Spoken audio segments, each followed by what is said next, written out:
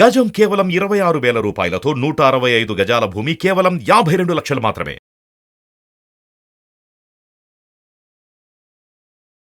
నమస్కారం గురుగారు. శ్రీమాత్రే నమః. గురుగారు, ఈ నెలలో అసలు మీన రాశి వారికి అండి ఏ విధంగా ఉంటుంది, వీరికి సంబంధించిన పరిహారాలు ఏంటండి? మీనరాశి వారి యొక్క జాతకం గనక ఈ ఫిబ్రవరి మాసంలో చూసుకున్నట్టయితే వాళ్లకు అన్ని రంగాలలో మంచి విజయాన్ని సాధించే అవకాశం ఏర్పడుతూ ఉంటుంది. అలాగే కుటుంబ పరంగా చూసుకున్నా, ఆరోగ్యపరంగా చూసుకున్నా అన్ని రకాలుగా వాళ్ళు ఎన్ని సమస్యలున్నా పరిష్కరించుకునేటటువంటి మార్గాలు ఏర్పడుతూ ఉంటాయి. అలాగే వీళ్ళు ఇంటి యందు శుభకార్యాలు ఎక్కువగా చేస్తూ ఉంటారు. ఫంక్షన్స్ కానివ్వండి, పెళ్ళిళ్ళు కానివ్వండి, ఇలాంటి వాటిలో ఎక్కువగా చురుకుగా పాల్గొంటూ ఉంటారు. వీళ్ళకంటూ ఒక సమాజంలో ఒక కొత్తదనాన్ని కోరుకునే అవకాశము, అలాగే కొత్త దాంట్లో ఏదైనా ఇన్వెస్ట్మెంట్ పెట్టాలనేటువంటి అవకాశము వీళ్ళకు మీనరాశి వారికి ఇప్పుడు ఏర్పడే అవకాశం కనిపిస్తుంది. తద్వారా వీళ్లకు అనుకున్నటువంటి రంగంలో ప్రతిదీ కూడా విజయం సాధిస్తూ ఉంటారు.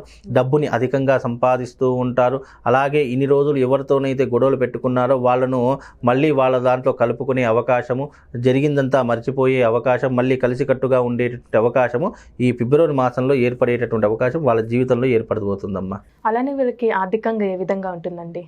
ఆర్థిక పరంగా చూసుకున్నట్టయితే గనక ఖర్చులు అధికంగా అయ్యే అవకాశం ఉంటుంది. అంటే సంపాదించేది 10 రూపాయలు అయితే ఖర్చు పెట్టేది 20 రూపాయల వరకు ఉంటుంటుంది. అంటే సంపాదన తక్కువగా ఉంటుంది, ఖర్చు అధికంగా ఉంటుంది.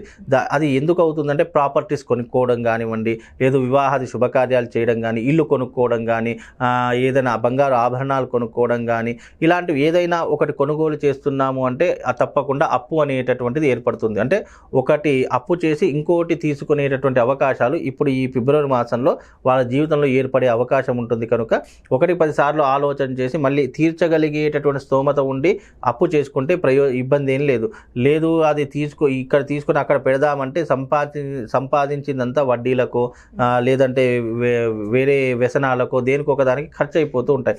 అలా కాకుండా జాగ్రత్తగా ఉంటే అన్ని రంగాల వారికి చాలా మేలు జరిగే అవకాశం ఉంటుందమ్మా. అలానే ఇప్పుడు కుటుంబం పరంగా ఈ రాశి వారికి ఏ విధంగా ఉంటుందండి? కుటుంబ పరంగా చూసుకున్నట్టయితే గనక చిన్న ఇబ్బందులు, చిన్న గొడవలు సర్వసాధారణంగా జరిగేవి అంతే ఉంటాయి తప్ప పెద్ద చెప్పుకోదగ్గటువంటి అంశాలైతే మీనరాశి వారికి ఏమీ కనిపించడం లేదు. కనుక కుటుంబ విషయంలో ఏమి ఇబ్బంది ఏం లేదు. ఎవ్రీ మూమెంట్ అంటే రోజువారీ విధంగా ఏ విధంగా ఉంటుందో అదే రకంగా కొనసాగుతుంది తప్ప పెద్ద మార్పులు ఏమీ కనిపించవు కుటుంబ విషయంలో. అలానే ఇప్పుడు ప్రైవేటు ఉద్యోగస్తులు కానీ గవర్నమెంట్ రంగానికి సంబంధించండి ఈ నెలలో వారికి అసలు ఏ విధంగా ఉంటుంది? ఈ ప్రైవేటు కానివ్వండి, ప్రభుత్వ రంగం కానివ్వండి, మీనరాశి వారికి అనుకూలమైనటువంటి పరిస్థితులు ఉంటాయి తప్ప పెద్ద నష్టము అనేటటువంటి ఇబ్బందులు అయితే ఏమీ కనిపించడం లేదు. ఎందుకంటే మీనరాశి వారికి యథావిధిగా కొనసాగుతూ ఉంటుంది. వాళ్లకు దాదాపుగా ఏప్రిల్ వరకు ఎలాంటి మార్పులు కనిపించవు. ఈ ఏప్రిల్ తర్వాతనే వాళ్ళ జీవితంలో కానీ వాళ్ళ గ్రహస్థితిలో కానీ కొన్ని మార్పులు సంభవించే అవకాశం ఉంటుంది తప్ప ప్రస్తుత కాలంలో ఈ ఫిబ్రవరి మాసంలో ఎలాంటి మార్పులు అయితే వాళ్ళ జీవితంలో కనిపించవు. రొటీన్ జీవితం అంటే జనవరి ఎలాగుందో, డిసెంబర్ ఎలాగుందో ఇప్పుడు ఫిబ్రవరి కూడా అదే రకంగా ఉండే అవకాశం ఉంటుంది తప్ప పెద్ద మార్పులు ఏమీ కనిపించేటటువంటి దాఖలాలు మన ప్లానటరీ పొజిషన్లో ఏమీ లేదు. కాకపోతే ఏంటి అంటే ఆశకు వెళ్ళిపోతూ ఉంటారు, అత్యాశకు వెళ్ళిపోతూ ఉంటారు. మన చేతిలో 10 రూపాయలు ఉంటే దీన్ని 50 రూపాయలు ఎలా చేయాలి, 100 రూపాయలు ఎలా చేయాలని ఇలా అత్యాశకు వెళ్ళిపోయి ఉన్నదంతా పోగొట్టుకునేటటువంటి ఒక్క తొందరపాటు నిర్ణయమే తప్ప ఇక అంత చెప్పుకోదగ్గటువంటి విషయం లేదు. కాబట్టి ఇది ముందుగా చెప్తున్నాను, తొందరపడి మాత్రం నిర్ణయాలు మీనరాశి వారు అస్సలు తీసుకోకూడదు. వీలైనంత వరకు జాగ్రత్తగా ఉండే ప్రయత్నం చేయాలి. మనుషుల్ని నమ్మకూడదు. అలా నమ్మావంటే మోసం చేసే వాళ్ళు నీ జీవితంలో ఎంటర్ అయిపోతూ ఉంటారు. నీ దగ్గర ఉందంతా లాగేసుకుంటూ ఉంటారు. తద్వారా నువ్వు జీవితంలో మోసపోయిన తర్వాత తెలుస్తుంది. కనుక ఇలాంటివి జరగకుండా జాగ్రత్తగా ఉండే ప్రయత్నం చేసుకుంటే చాలా బాగుంటుందమ్మా. గురుగారు, ఈ రాశి వారికి ఎలాంటి పరిహారం చేస్తే మంచిదండి?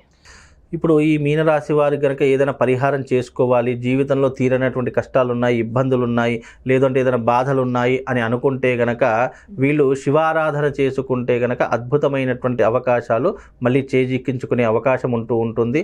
అది కూడా శివారాధన ప్రదోష కాలంలో చేసుకోవాలి. ప్రదోష కాలంలో శివాలయానికి వెళ్ళి 3 ప్రదక్షిణలు చేసుకుంటే చాలు.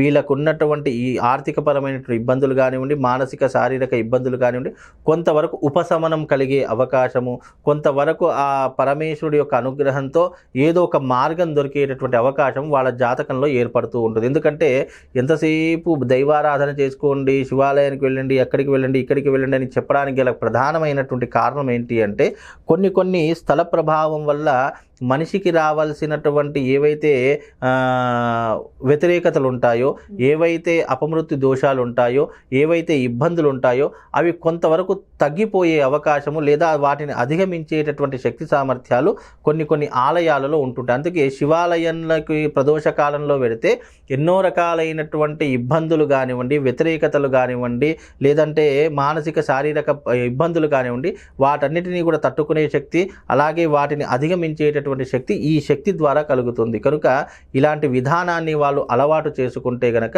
మీనరాశి వారికి మంచి సత్ఫలితాలు ఉంటాయి.